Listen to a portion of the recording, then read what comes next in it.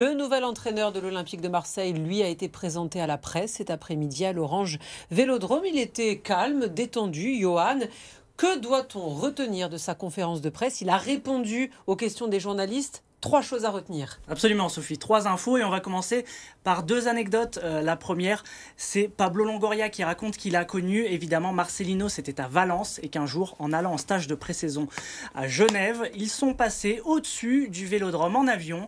Et Marcelino qui a dit à Pablo Longoria, ça doit être génial, ça doit être un stade impressionnant. Donc déjà, il avait peut-être cette idée d'aller un jour à l'OM.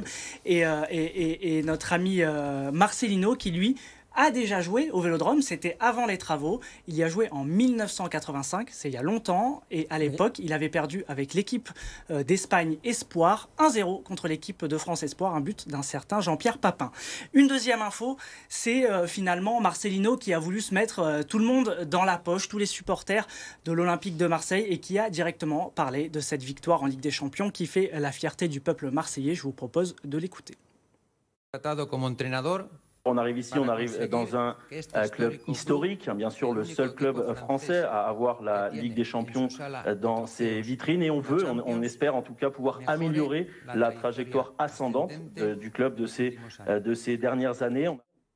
Marcelino qui a aussi insisté pour se présenter devant la presse, devant les supporters, sur sa philosophie de jeu, en parlant d'une équipe de l'OM qui sera, je cite, organisée, équilibrée, mais surtout offensive, pour faire plaisir donc aux fans de l'Orange Vélodrome.